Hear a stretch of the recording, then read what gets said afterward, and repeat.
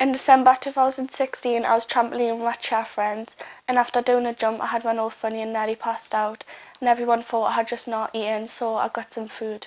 After having something to eat, I felt okay, but things started to get worse after that. As the weeks and months went on, I started getting really bad head pains, shooting pains from the back to the front, and a really tense headache. I was passing out every day, and I kept going back and forward from the doctors, and no one knew what was going on. I started passing out at school, and the teachers had to put us in the recovery position.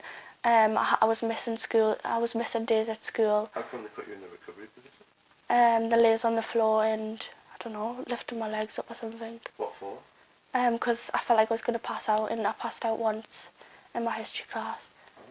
Oh. So school was affected quite a lot? Yeah, a lot, yeah. So did you end up missing a lot of school? Yeah.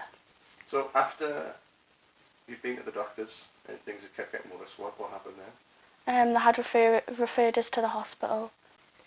We went to the hospital for an MRI scan for Courtney, which showed that Courtney's brain was lower than it should be, but because they only MRI'd the bottom of her brain and her neck, they couldn't see why it was lower than it should be. So she was being sent for a new MRI scan, which was when the weakness came in her right arm.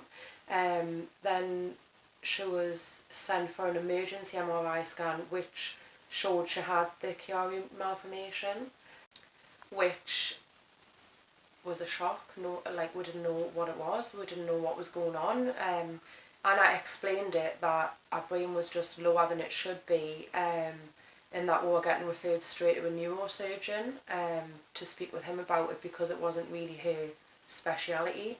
So we got referred there and literally got an appointment within 4 days, I think it was. So we went to see the neurosurgeon and spoke a bit about the condition, and he said he wasn't sure if all the symptoms Courtney was having was to do with the Chiari, but obviously because she really was not very good at all, he talked a bit about surgery and what he could do, and basically for us to decide whether to go ahead with it or not.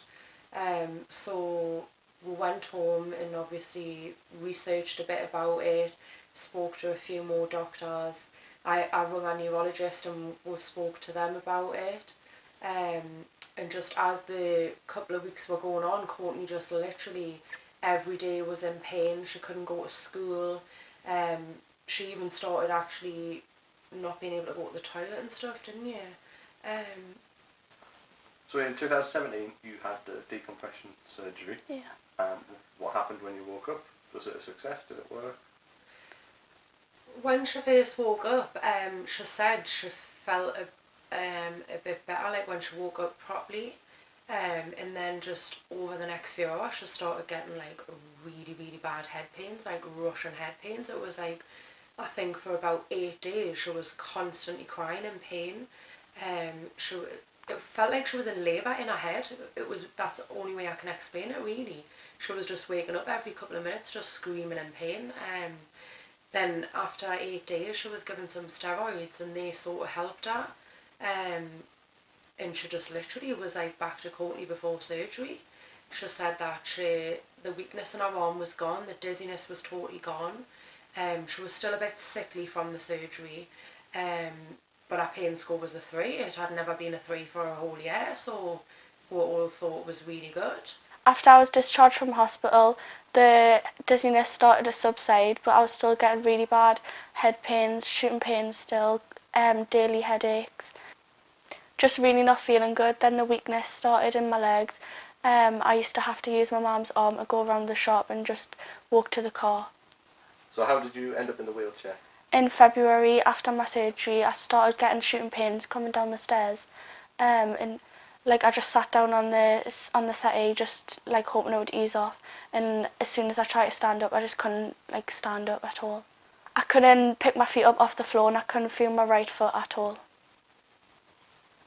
I struggled to get Courtney to bed that night, but I managed to get her up the stairs on her bum, I think, shuffling. The next morning when she woke up, she still literally couldn't get her out of the bed. She couldn't stand up on her own, she couldn't walk. So I took her straight to the hospital. At the hospital, we were told that it was nothing to do with our Chiari, that it was nothing to do with our surgery, and that no one knew why she was having these symptoms. She was basically left on a ward for 2 days, no one even bothered to come and see her.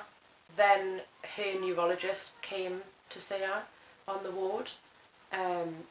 I explained why I were waiting for these tests that hadn't been done, nothing had been done.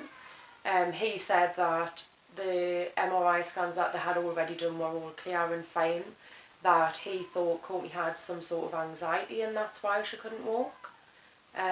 So basically told us that we needed to do a physio rehabilitation programme, and it would take about 6 weeks and Courtney would walk out of it. So that's what we've done. We're still in the hospital 3.5 months later. Then I decided to discharge Courtney because I just couldn't live in that hospital any longer, and she was making really, really slight improvements. Nothing was improving really.